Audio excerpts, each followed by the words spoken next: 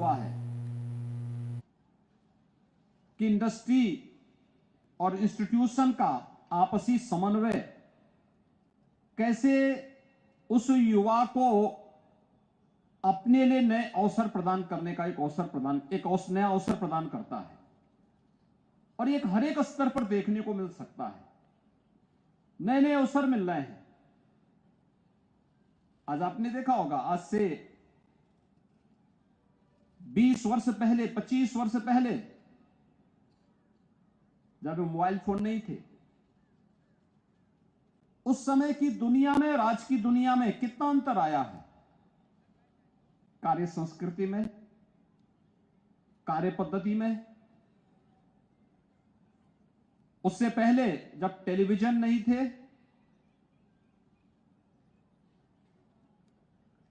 एक गांव में कहीं या किसी एक मोहल्ले में किसी एक घर में टेलीविजन होता था, पूरा मोहल्ला वहीं जुट करके किसी एक सीरियल को देखने के लिए मजबूर रहता था। लेकिन दुनिया बदली तेजी के साथ,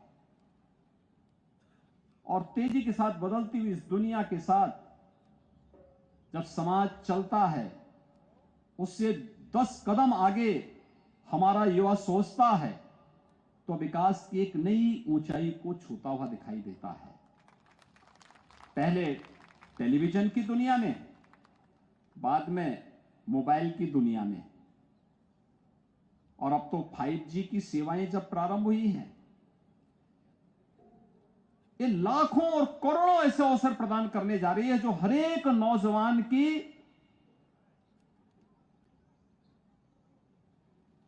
भावनाओं को, उसको एक नई पहचान देने जा रहा है।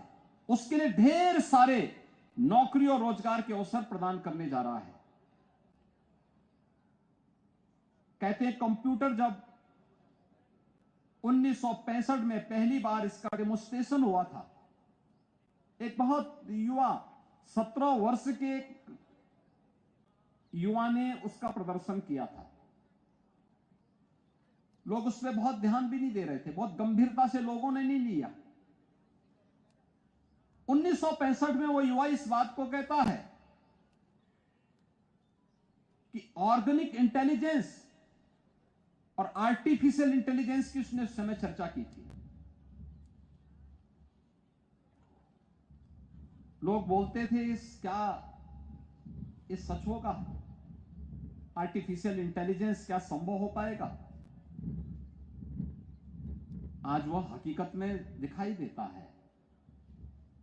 आर्टिफिशियल इंटेलिजेंस के लिए आज बड़े बड़े प्रतिष्ठित विश्वविद्यालयों में जो युवा 1965 में इस विजन को दे रहा है, उस समय उसकी उम्र मात्र 17 वर्ष की थी।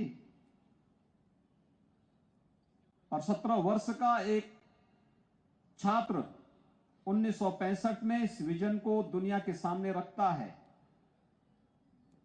कि एक ऑर्गेनिक इंटेलिजेंस और आर्टिफिशियल इंटेलिजेंस कैसे दुनिया को बदल करके रख देगी। और आज दुनिया के अंदर आप परिवर्तन देख रहे होंगे। आज विश्वविद्यालयों में, महाविद्यालयों में, तकनीकी संस्थानों में आर्टिफिशियल इंटेलिजेंस को लेकर के नवाचार हो रहे हैं। इनोवेशन के लिए एक नई प्रतिस्पर्धा खड़ी हुई है। दुनिया को बदलने की एक नई व्यवस्था की ओर आगे बढ़ रही है, पूरी दुनिया आगे बढ़ रही है। इंफ्रास्ट्रक्चर के बारे में कोई सोचता था? अच्छी सड़कें बने, सरदेव अटल जी ने भारत को एक विजन दिया, कैसे एक अच्छा इंफ्रास्ट्रक्चर भारत को दुनिया की एक बड़ी ताकत बना सकता है। पूर्व राष्ट्रपति डॉक्टर एपीजे अब्दुल कलाम जी जब इस देश को विजन 2020 देने की बात करते थे, बहुत सारे लोगों को लगता था क्या यह हो पाएगा।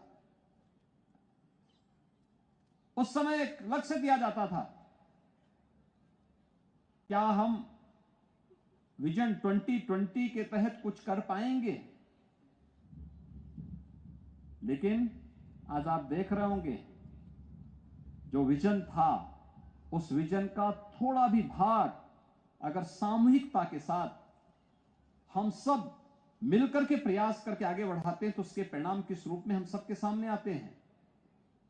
इसके बहुत सारे उदाहरण आपके सामने हैं।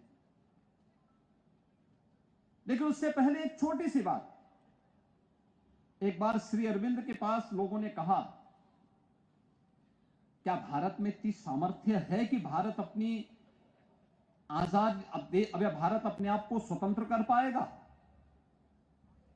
उन्होंने कहा, भारत में सब कुछ है, भारत में वो सामर्थ्य है, भारत में वो शक्ति है, वो शर्ते पूरा भारत एक बार मिलकर के बोल ले, भारत को स्वतंत्र होने में कोई देर नहीं लगेगी।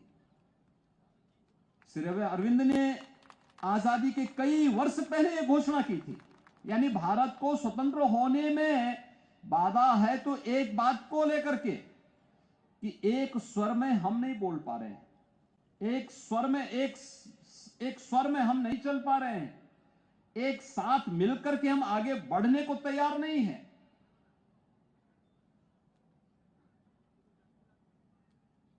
लोगों ने कहा कैसे संभव हो सकता है? उन्होंने कहा, जिस दिन भारत एक स्वर में बोलने लग जाएगा ना, एक साथ चलने लग जाएगा, उस दिन दुनिया की कोई ताकत भारत को गुलाम बना करके नहीं रख सकती।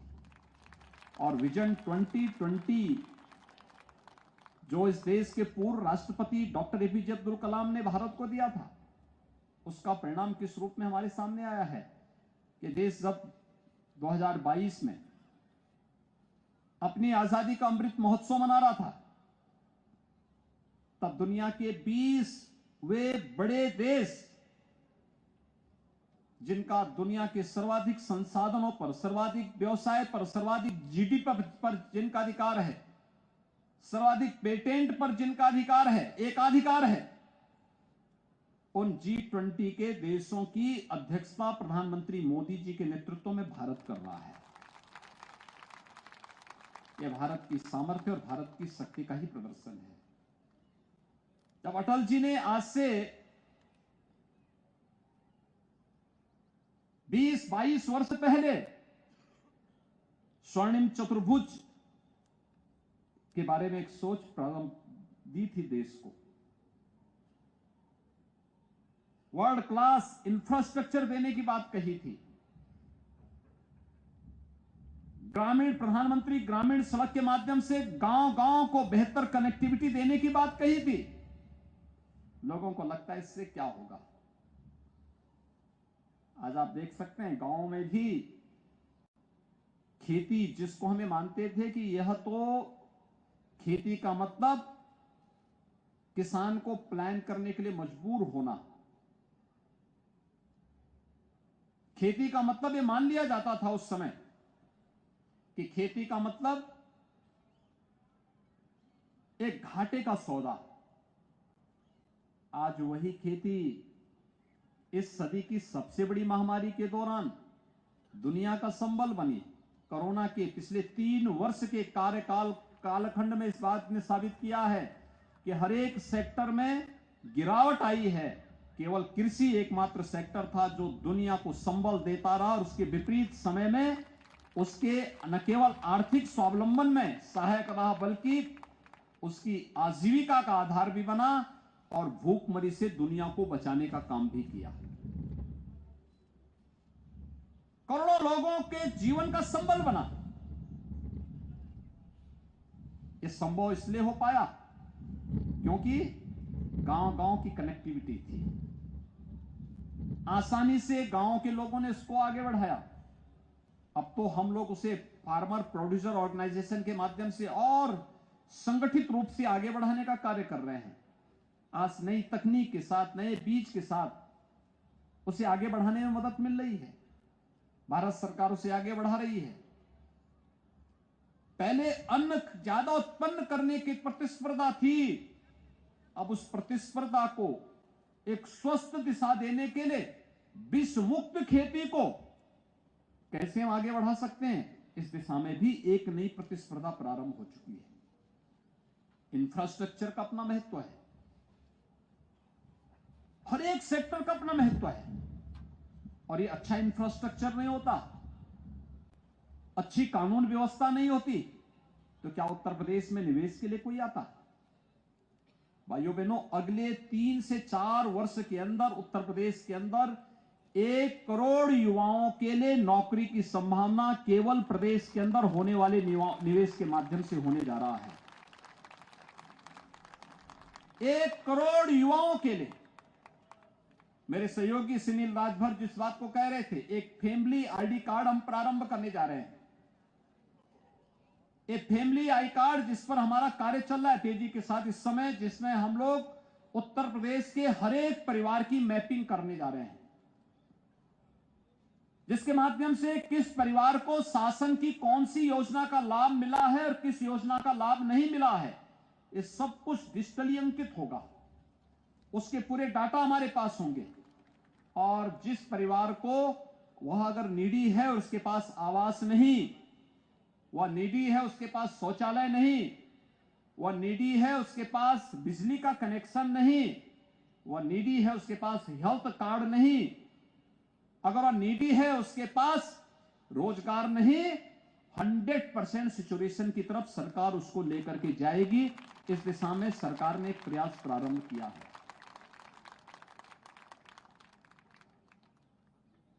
अभी वोकेशनल एजुकेशन में 150 आईटीआई को टाटा टेक्नोलॉजीज लिमिटेड के साथ, टीटीएल के साथ मिलकर के एक हमने एमओए किया है। हमने इस बात को लेकर के एग्रीमेंट हमारा हुआ है कि हम उत्तर प्रदेश के स्केल को स्किल डेवलपमेंट के साथ जोड़ सकें। अपने युवा को अच्छा इंफ्रास्ट्रक्चर डेवलप होना है उन आईटीआई में अच्छी कार्यशाला बनेंगी, वर्कशॉप अच्छी बनेंगी, अच्छी लेबोरेटरीज बनेंगी, अच्छी लाइब्रेरी बनेंगी। अच्छा इंफ्रास्ट्रक्चर के साथ साथ उसके लिए फैकल्टी टाटा टेक्नोलॉजीज उपलब्ध कराएगा, अच्छा मैन पावर उपलब्ध करवाएगा, युवा हमारे होंगे। 35,000 नौजवानों को हर वर्ष ऑन जॉब ट्रेनिंग और अप्रेंटिसशिप की स्कीम के साथ जोड़ने की कार्रवाई हमने इस बार स्वयं भी सीएम अप्रेंटिसशिप की एक स्कीम लागू की है, जिसके तहत 7.5 लाख युवाओं को हम ये सुविधा देने जा रहे हैं कि भाई युवा हमारा होगा। ये विश्वविद्यालयों में, महाविद्यालयों में अध्ययन करने वाले इन युवाओं को अप्रेंटिसशिप स्कीम के साथ जोड़ने की कार्रवाई, और इसमें आधा मानदेय इंडस्ट्री देगी, आधा मानदेय सरकार देगी, और उस युवा के पास उसको हम अनुभवजन्य कार्य के साथ एक नई ट्रेनिंग के साथ जोड़ने का कार्य करेंगे। एक बड़ा अभियान चल रहा है और इस सारे अभियान को मिलाकर के जब हम कार्य करेंगे तो मेरा मानना है आने वाले 3-4 वर्ष के अंदर हम लोग 2 करोड़ से अधिक युवाओं को अकेले उत्तर प्रदेश के अंदर अलग अलग सेक्टर में नौकरी और रोजगार की संभावनाओं के साथ जोड़ करके उसके उज्जवल भविष्य की कामना करके उसके माध्यम से उत्तर प्रदेश को देश की अग्रणी अर्थव्यवस्था के रूप में स्थापित करने में सफल होंगे। यह एक अवसर है, उसकी एक शुरुआत है। आदरणीय प्रधानमंत्री जी के विजन को आदरणीय रक्षा मंत्री जी के नेतृत्व में और श्री नीरज सिंह जी के संयोजकत्व में आज यहां पर राष्ट्रीय कौशल विकास निगम के माध्यम से भारत सरकार का कौशल विकास और उद्यमिता मंत्रालय इस 2 दिवसीय कार्यक्रम को प्रदेश सरकार के साथ मिलकर के यहां पे आयोजित किया है। 112 कंपनियों का यहां पर आना इस बात को साबित करता है कि यहां पोटेंशियल है। हजारों नौजवानों के लिए नौकरी और रोजगार के साथ जोड़ने की कार्रवाई, अप्रेंटिसशिप के साथ उसे जोड़ने की कार्रवाई, उत्तर प्रदेश के स्केल को स्किल के साथ जोड़ने की एक नए अभियान का हिस्सा है और उस अभियान के साथ हम सब जुड़ सकेंगे। इस विश्वास के साथ मैं आप सबको इस बात के लिए आश्वस्त करता हूं कि राज्य सरकार ने पिछले 6 वर्ष के अंदर लगभग 16 लाख यूथ को पीएम कौशल विकास मिशन और उत्तर प्रदेश कौशल विकास मिशन के साथ साथ श्रम और सेवा योजना के माध्यम से उसका स्किल डेवलपमेंट किया है, उसकी ट्रेनिंग उसको दी है। 6 लाख से अधिक युवाओं को हम लोगों ने नौकरी और रोजगार के साथ केवल इसी कार्यक्रम के तहत जोड़ा है और आने वाले समय में यह कार्यक्रम और तेजी के साथ बढ़ेगा। हमने हर एक इंडस्ट्री से इस बारे में कहा है वह किसी न किसी इंस्टीट्यूशन को अपने साथ जोड़े, वहां के युवाओं के स्किल डेवलपमेंट में अपना योगदान दें। आज ही सुबह मुझे संडीला हरदोई में बर्जर की 1000 करोड़ रुपए की लागत का एक प्लांट का उद्घाटन करने का अवसर प्राप्त हुआ और मैंने उनसे भी कहा है, मैंने कहा भी आप भी किसी एक इंस्टीट्यूशन को अपने साथ जोड़िए, वहां के युवाओं को आप उनके स्किल डेवलपमेंट को के साथ उसको अपने साथ जोड़ करके अपने CSR के पैसे का उपयोग वहां करेंगे, क्योंकि हमारे युवा अब यहां से पलायन न करें बल्कि उसको उसके गांव, उसके घर, उसके जनपद में ही उसको रोजगार प्राप्त हो, नौकरी प्राप्त हो। यह अब हमें उसकी ऊर्जा और प्रतिभा की आवश्यकता उत्तर प्रदेश के लिए है। जैसे उत्तर प्रदेश देश की अग्रणी अर्थव्यवस्था में आगे बढ़ करके प्रधानमंत्री जी के विजन के अनुरूप देश की अर्थव्यवस्था के ग्रोथ इंजन की अपनी भूमिका का निर्वहन कर सके और मुझे विश्वास है इस प्रकार के कौशल महोत्सव इसमें बड़ी भूमिका का निर्वहन कर पाएंगे। मैं यहां पर राष्ट्रीय कौशल विकास निगम और उनसे जुड़े हुए सभी अधिकारियों को हृदय से धन्यवाद देता हूं। श्री नीरज सिंह जी और उनकी पूरी टीम को इस प्रकार के आयोजन के लिए हृदय से अभिनंदन करते हुए आप सबको होली की अपनी मंगल में शुभकामनाएं देता हूं। जय हिंद।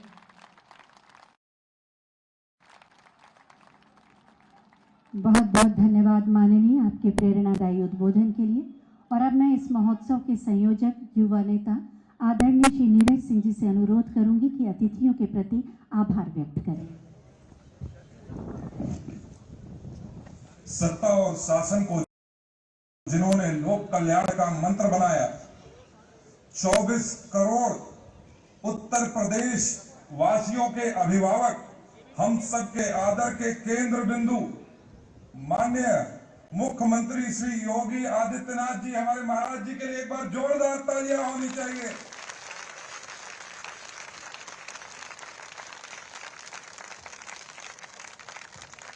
आज इस कार्यक्रम में उपस्थित माननीय मुख्यमंत्री जी, पूर्व में उप मुख्यमंत्री रहे आदरणीय दिनेश शर्मा जी, मंत्री श्रम एवं नियोजन आदरणीय अनिल राजभर जी,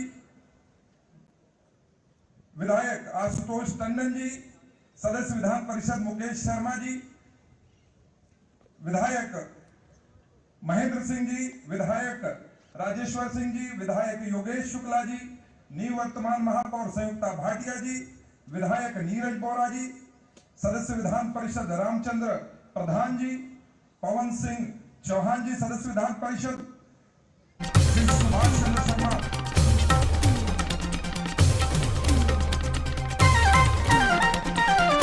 राष्ट्रवाद की अलख जगाते हैं हम, क्योंकि देश को सर्वोपरि रखते हैं हम। जन की चेतना जिंदा रहे, इस वास्ते पत्रकारिता करते हैं हम। तिरंगे की शान बढ़ती रहे, बस यही है